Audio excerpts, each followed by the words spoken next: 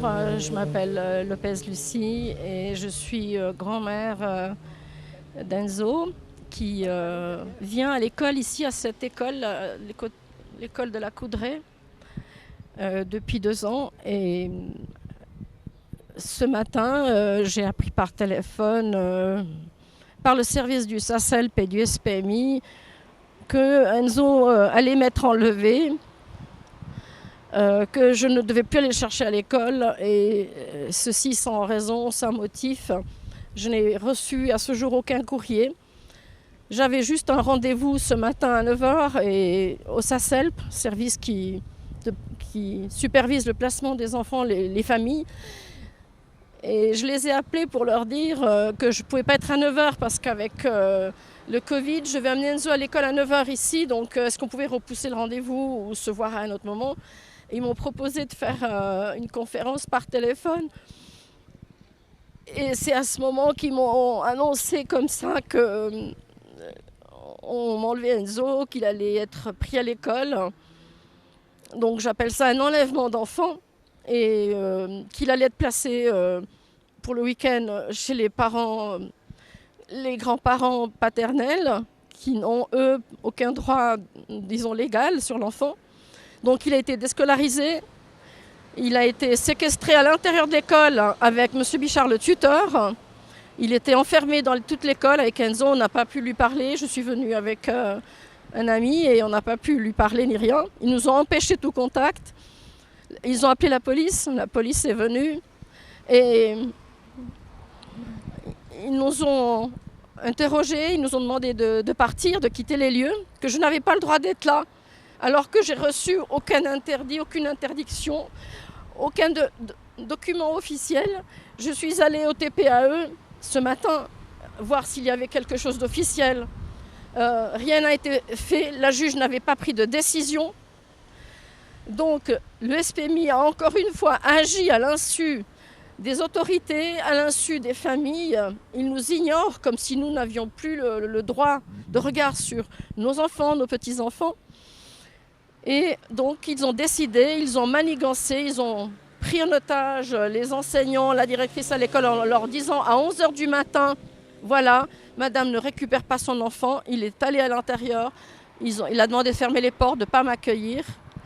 Toutes les portes étaient barricadées, fermées, on a frappé dans les fenêtres, tout était fermé. J'ai vu mon petit-fils derrière une vitre qui nous a fait coucou, mais qui ne savait pas ce qui se passait. Et son tuteur était là, certainement en train de le manipuler une fois de plus, comme il a toujours fait. Il faut savoir que c'est un tuteur qui a été absent 2 ans dans la vie d'Enzo, qui n'est jamais intervenu professionnellement, c'est-à-dire qu'il ne s'est pas inquiété durant 2 ans, une année de maladie, retour, encore une année d'absence où il ne me parle pas, il me tient à l'écart, donc il ne remplit pas le rôle que le TPAE lui demande de remplir, c'est-à-dire d'entrer en contact avec moi pour voir qu'est-ce qui se passe, tant sur la scolarité que d'autres choses. Donc le SPMI ne fait pas son travail, les tuteurs ne font pas leur travail. Le SACELP, c'est pareil. J'ai eu une entrevue avec la chef, j'ai jamais eu de retour avec la responsable. On me tient à l'écart et là aujourd'hui on me rend responsable, soi-disant que Enzo doit être mis hors de danger dans un lieu sécurisé. J'ai 1000 témoins qui peuvent dire qu'Enzo, il est bien éduqué, il a une bonne éducation, il vit dans un lieu favorable et il a une bonne instruction, tout ce qu'on peut lui donner, tout ce qu'on peut faire. J'aimerais qu'on me prouve, noir sur blanc, qu'est-ce que j'ai fait de faux. Parce qu'il n'y a rien aujourd'hui qui justifie un tel comportement. Ils se sont comportés comme des Rambo. Ils sont venus enlever un petit enfant qui... Je n'ai pas pu lui expliquer, il ne sait pas ce qui se passe, rien du tout. C'est un scandale, il faut que ça s'arrête. Je venais de dire à l'instant que je pourrais donner ma vie pour que tous les enfants séquestrés aujourd'hui soient rendus à leurs parents. Et c'est vrai, je donnerai ma vie pour ces enfants qui sont dans des souffrances atroces, pour certains depuis des années. C'est inacceptable que ça arrive aujourd'hui à Genève. En Suisse, le pays des droits de l'homme, des droits de l'enfant, on ne respecte pas ces droits. J'ai contacté Madame Torasanta par email. Je lui ai dit que c'était urgent, que j'aurais souhaité qu'elle soit en personne ici, qu'elle vienne assister à un enlèvement d'enfants. Elle a reçu le mail, il lui a été remis, elle a mes coordonnées.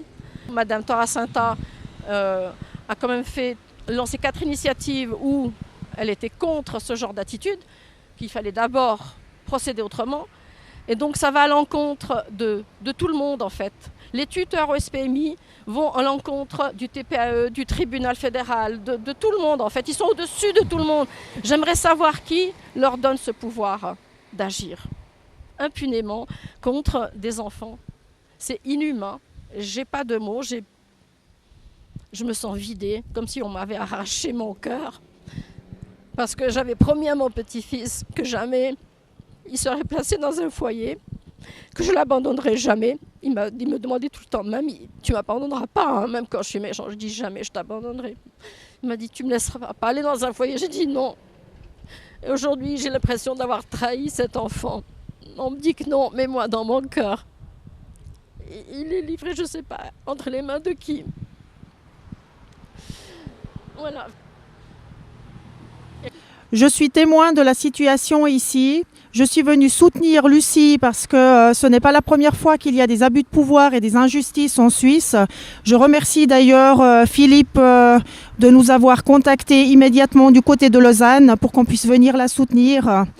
Nous allons tout faire pour que Lucie et son enfant restent unis parce que l'enfant n'y peut rien. Je ne connais pas beaucoup Lucie, je la connais plutôt à travers Philippe qui m'en a parlé souvent. Philippe, c'est une personne en qui j'ai entière confiance. Je sais qu'à travers lui, que l'enfant était bien traité avec sa grand-maman Lucie.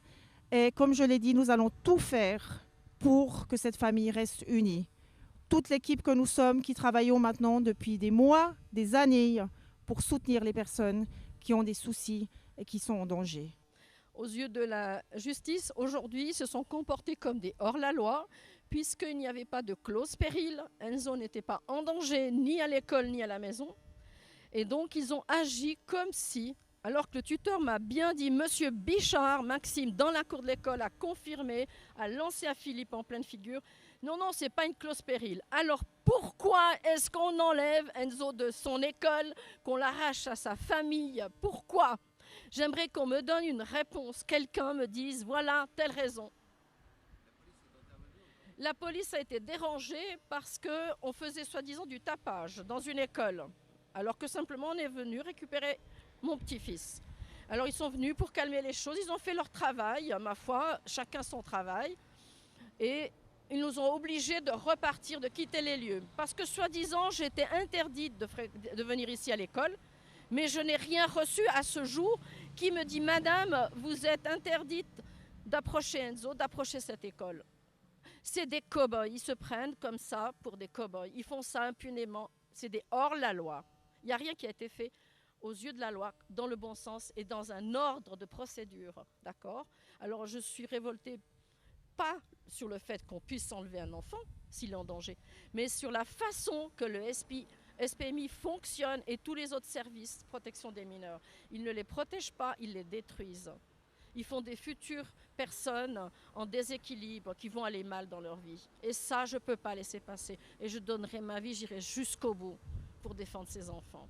J'ai contacté le TPAE, on a contacté Madame Emery Torasanta, qui est la chef du département du DIP. Le SPMI me dit d'aller chez eux les voir, mais c'est pour moi toute seule. Donc ça veut dire qu'on me met dans un panier de serpents, parce qu'à chaque fois, quand je vais, ils sont à plusieurs et ils me déstabilisent. Ils essayent de me faire comprendre que j'ai tort, que je ne coopère pas, que je suis une mauvaise personne. Alors l'excuse que le SACELP, ça il faut le savoir parce que c'est vraiment grave, hein. L'excuse que le SACELP m'a donnée ce matin, pourquoi je ne coopère pas, c'est parce qu'il y a 5 ans, mon conjoint, avec qui on avait accepté Enzo dans notre vie, durant les premières années de sa vie, m'a quitté. Du jour au lendemain, ça donnait de réponses, d'excuses, on ne savait pas où il était, où il est parti. Donc il m'a abandonné Enzo et moi. Enzo était en détresse pendant 1 année, donc je devais tous les soirs aller le consoler. Et ils m'ont reproché de ne pas avoir averti Madame Taillard, qui travaille au SACELP, qui est la responsable de notre foyer. Elle me reproche que je lui ai caché ça. Je lui ai dit, vous savez, madame, j'étais tellement en bas, Enzo aussi, je devais m'occuper d'un enfant qui était en détresse, qui pleurait toutes les nuits, que j'ai vraiment pensé à personne d'aller leur dire, vous savez, mon copain, il est parti, il nous a abandonnés. C'est ce que me reproche le SACELP. Madame Prokofiev, chef du SACELP, elle m'a dit ça ce matin au téléphone. Comment est-ce qu'on peut dignement, humainement accepter une telle excuse de mes histoires d'amour, de couple, qui sont les causes pour me dire que je coopère pas. C'est vrai, on a entendu des histoires différentes de personnes qui ont subi des abus de pouvoir des autorités. Et chaque fois, ils utilisent la moindre faille, le moindre petit prétexte pour aller enlever les enfants parce qu'ils veulent gagner de l'argent au niveau des autorités. On est vraiment dans l'état profond. Il y a certains enfants qui finissent même dans des réseaux qui sont des horreurs. Je ne veux pas en parler plus ici parce qu'aujourd'hui, je crois qu'il y a une personne qui est déjà suffisamment assez fragile. Nous sommes vraiment une équipe ensemble pour aider des personnes qui sont en détresse, pour aller remettre de la justice là où il n'y en a pas. Parce qu'on ne peut pas continuer à juste laisser les autorités avoir tout leur pouvoir sur nous. D'ailleurs, je fais un petit aparté en vitesse. On vient de chercher avec Yann justement toute l'histoire du certificat de naissance, de l'acte de naissance. Donc notre certificat de naissance est bien titrisé quand on est enfant, il faut le savoir. On est des biens mobiliers. Nous valons le montant total du fisc que nous allons payer toute notre vie. Et ça, c'est coté en bourse. Et nous devons payer après des impôts parce que nous servons de gage pour ces deux choses. Donc, quand l'État français, par exemple, va dire que les enfants ne vous appartiennent pas, ils nous appartiennent, c'est tout à fait vrai et c'est le cas pour tous les pays au monde. Et c'est terrible parce qu'avec ça, ils pensent qu'ils peuvent faire ce qu'ils veulent. Et j'aimerais juste dire une dernière chose là-dessus. Eh bien non, je m'adresse aux autorités maintenant. Vous ne pouvez pas faire ce que vous voulez parce que nous avons les lois universelles du droit divin et du droit naturel qui les réglementent, qui assurent notre liberté, notre vie et la sûreté de notre personne. Ces lois sont imprescriptibles, inaliénables, intemporelles. Elles sont au-dessus des pouvoirs politiques. Et croyez-nous, nous allons nous battre pour avoir l'amour des familles qui restent dans les familles et que nous soyons unis tous ensemble. Moi, je suis Yann Lopez, mais ce n'est pas la même famille que Lucie. C'est une coïncidence. Alors moi, je peux vous dire, ça fait 9 ans que je me bats contre ces horreurs. Je suis harcelé naturellement par les différentes justices. J'ai compilé des témoignages en France, en Suisse, au Canada, en Belgique et partout dans le monde. Sur mes ordinateurs, il y a à peu près 1 téraoctet de témoignages de victimes. Alors ils ont tenté de me saisir mes disques durs, mais malheureusement pour eux, il y avait des copies ailleurs. Alors je peux vous dire, je vais être très bref, que toutes les histoires se ressemblent. Chaque fois qu'il y a une maman ou un papa qui me raconte son histoire, ça ressemble à toutes les autres histoires que j'ai entendues. Et je vous dis, je vous répète, j'ai 1 térabyte. Vous imaginez ce que ça fait de vidéos, de témoignages écrits, etc. C'est tout pareil. Ils ont tous l'ASE en France, le SPIJ en Suisse. C'est toujours de la même façon, sous les mêmes prétextes fallacieux, qu'ils enlèvent nos enfants. Et ces mamans, ces papas et nous-mêmes qui soutenons ces enfants, moi-même, ma fille en a été victime. Maintenant, elle a 14 ans. On n'arrive pas à la faire sortir de là. Ils la tiennent prisonnière. Ils prennent en otage nos enfants. Ça ne peut plus durer. Il va falloir sortir dans la rue, faire des actions non violentes parce que je suis chrétien et je suis contre la violence. Mais on ne va pas se laisser faire. On a nos méthodes. Et un jour, la justice, la vraie justice, vaincra. Des enfants dans les réseaux pédophiles tenus par les élites, la franc-maçonnerie. Toutes les histoires se ressemblent, il n'y a qu'à changer les noms des personnes, le nom des villes, le nom du pays. Mais à quelques détails près, c'est toujours la même chose. Je suis l'homme de confiance à la fois de Yann Lopez, qui vient de s'exprimer, ainsi que de Lucie Lopez. L'histoire de Lucie est accadabrante. Voici le dossier concernant le civil depuis à peu près 1 année. Le SPMI dysfonctionne totalement. Tout est arbitraire, rien ne respecte la loi. La preuve, j'ai appris par téléphone mardi que Lucie était convoquée pour une séance ce matin. Mais puisque en même temps, elle devait aller emmener Enzo à l'école, elle a dit, écoutez, je ne peux pas venir. Ah, mais on peut faire ça par téléphone. OK. Donc, elle a téléphoné ce matin depuis sa voiture, près de chez moi. Malheureusement, moi, je n'ai pas pu assister à tout l'entretien téléphonique. Mais le peu que j'ai entendu, c'est hallucinant. Lucia Lopez est famille d'accueil depuis bientôt 7 ans. Elle est aussi la grand-mère de Enzo Tacco. Et elle apprend ce matin qu'on va lui retirer l'enfant à la sortie de l'école ici. Donc nous sommes venus les deux à midi pour éventuellement récupérer Enzo, puisqu'elle a des droits qui, tant qu'aucun papier, aucun justificatif dit qu'on lui a retiré ses droits, on n'a pas voulu nous confier l'enfant. Ensuite, qu'est-ce que nous avons découvert? C'est que Enzo Tacco a été séquestré au rez-de-chaussée du bâtiment qui se trouve là derrière. Et qui y avait avec lui? Il y avait la directrice de l'école et son tuteur, Monsieur Bichard. Quand j'ai voulu discuter avec lui pour connaître les motifs du retrait de garde, il a été incapable de me répondre. Sa seule réponse c'est « Vous n'avez rien à faire ici, je vais appeler la police ».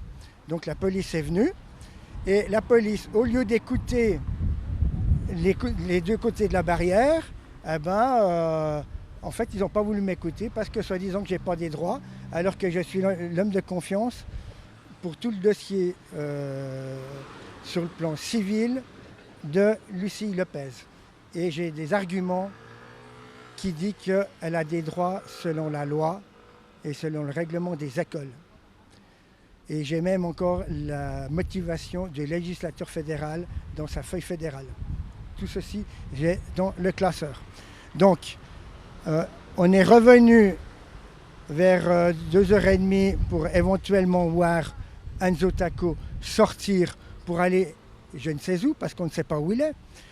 Il est parti avec la voiture du tuteur, soi-disant que c'est lui qui a choisi de partir avec la voiture du tuteur. Alors, pour le moment, on ne sait pas où il est et pour quelle raison on a retiré le droit de garde de sa grand-mère. Ensuite, la directrice ainsi qu'un enseignant est venu discuter avec nous ici sur le trottoir et on a appris qu'en fait, Enzo a été enlevé à 11h de l'école. Donc, et puis en plus, ils n'ont demandé aucun justificatif. Donc, il n'y a pas d'écrit, on ne sait rien. Ils ne savent pas. Mais il a été enlevé à 11h de cette école. Donc, nous allons attaquer sur le plan pénal, puisque le tuteur a déscolarisé l'enfant, puisqu'on a appris qu'il ne viendrait pas à l'école demain. Alors qu'il y a une année en arrière, nous avions inscrit l'enfant, parce que Lucia Lopez, selon le Code civil, la feuille fédérale ainsi que le règlement des écoles primaires, dit que c'est elle seule qui a le droit de choisir la meilleure école en fonction des capacités de l'enfant. C'est ce qu'elle a fait l'année passée, en avril, pour inscrire l'enfant à l'école des nations pour la rentrée 2019-2020. Donc on a amené l'enfant à l'école comme convenu en fin août. Et là on a appris que l'enfant, comme par hasard, n'était pas inscrit. Donc après, on a fait des téléphones et tout. Et on a appris qu'une tutrice remplaçante, complètement bidon, tout est là-dedans. Les tuteurs au SPMI, c'est les chaises musicales. J'ai là-dedans 5 tuteurs pour le même enfant, alors qu'il n'y a aucune décision de justice qui les nomme selon le Code civil. Eh bien, sauf erreur, Madame Avrillon a désinscrit l'enfant sans nous le dire. Et après, qu'est-ce qu'ils font? Eh bien, ils ont accusé Lucia d'avoir déscolarisé l'enfant. Il n'a pas pu aller à l'école. Voilà. Je veux dire, c'est le monde à l'envers. c'est les accusations inversatoires. Tout ce qu'on pourrait lui reprocher à elle, en fait, vous mettez le miroir et puis hop, ça repart chez eux. Et ça, il n'y a pas photo. C'est un véritable scandale. Et puis elle, c'est une histoire, mais j'en connais des tas d'autres où il y a, avec l'aide de la police, parce que finalement, il a fait venir la police, pas parce qu'il ne voulait pas discuter avec moi, mais c'est certainement pour qu'il puisse embarquer l'enfant illicitement. Et ça, ce n'est pas la première fois qu'on fait ça. Il y a le cas de Babel-Andrieux, où on avait été chercher ses enfants dans la classe même avec la police. Il y a aussi une autre famille, c'est la même chose. Et des cas, j'en ai au moins, moi personnellement, 5 ou 6.